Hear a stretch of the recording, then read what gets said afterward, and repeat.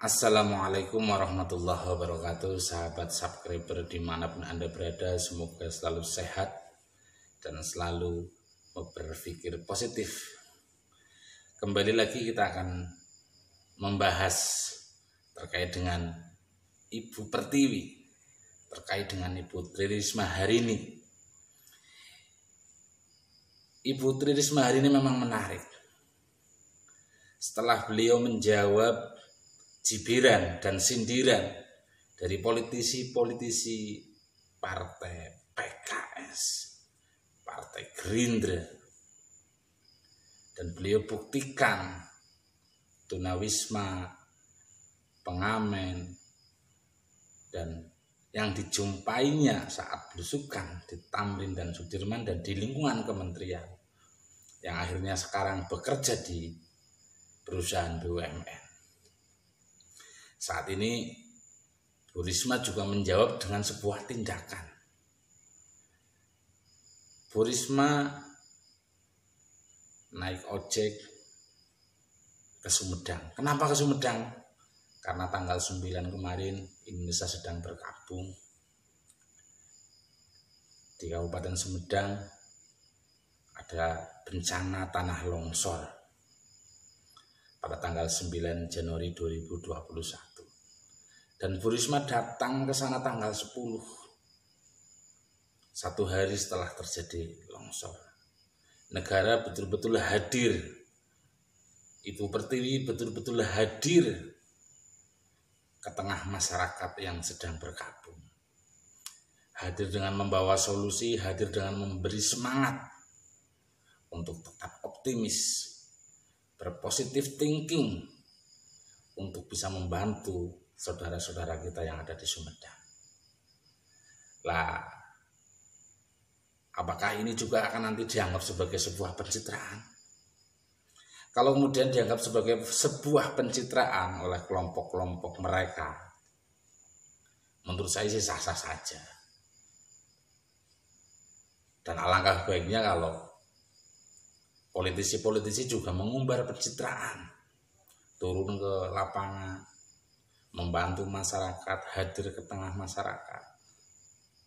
Pencitraan yang positif itu penting juga untuk politisi, daripada hanya sekedar mencibir lah. Bahkan yang lebih sadis, Gus Yassin dari Surabaya, dan ternyata dia adalah humas dari gerakan 2019 ganti presiden, melamporkan belusukan Bu Risma. Apa fungsinya? Betul, saya dukung Polda untuk menolak laporan itu. Wong Bu Risma lagi kerja kok dilaporin. Ini nanti ke Sumedang juga akan dilaporkan oleh Gus Yassin sebagai sebuah pencitraan. Lah kalau itu positif, kerja, membantu masyarakat, dan memang tugasnya Menteri Sosial, mewakili negara hadir, Ibu Pertiwi hadir, kenapa harus dipersoalkan?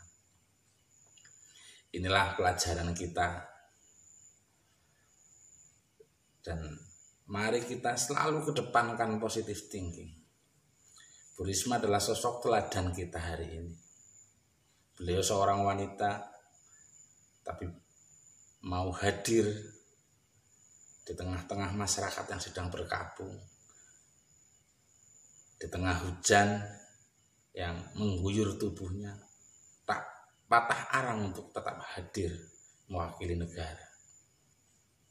Kita doakan bersama, mudah-mudahan Bu Risma selalu diberi kesehatan, diberi kekuatan oleh Allah Subhanahu wa Ta'ala, untuk terus berjuang, untuk terus mewujudkan keadilan sosial bagi seluruh rakyat Indonesia.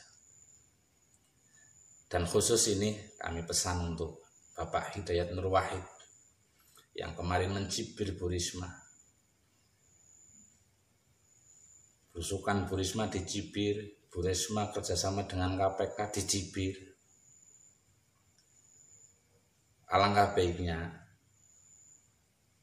Bapak Hidayat Nur Wahid itu introspeksi diri.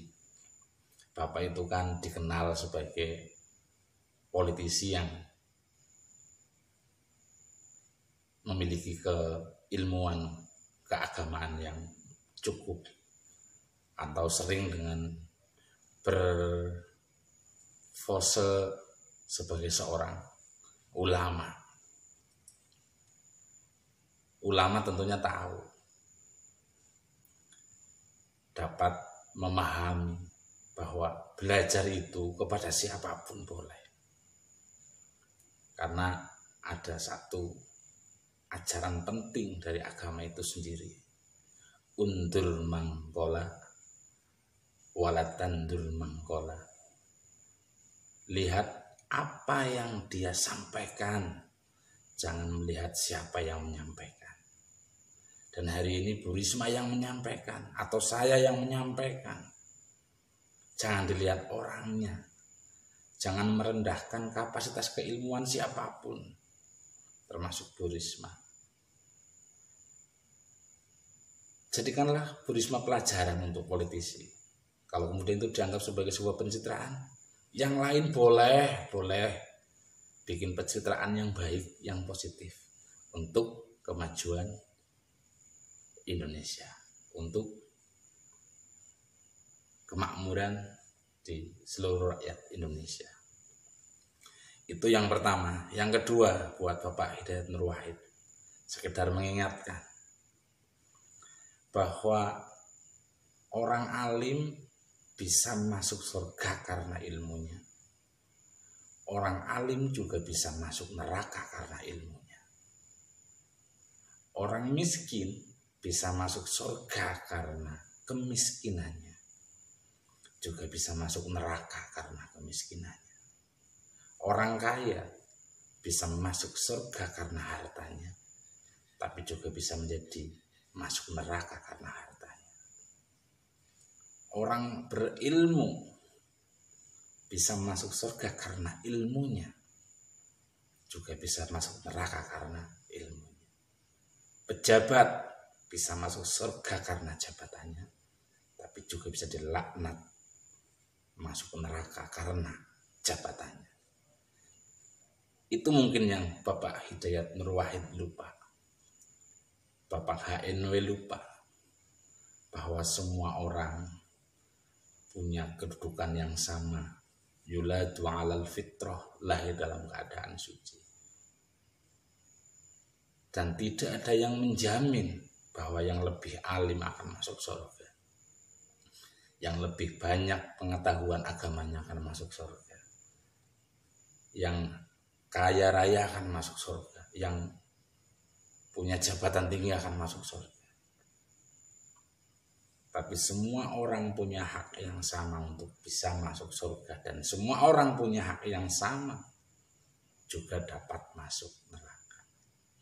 Sebaiknya positive thinking, tidak perlu mencibir, apalagi merendahkan, apalagi bersuudzon atau berburuk sangka atau negative thinking, meskipun terhadap orang yang kapasitas keilmuan agamanya mungkin lebih rendah dari Bapak Hidayat Nur Wahid.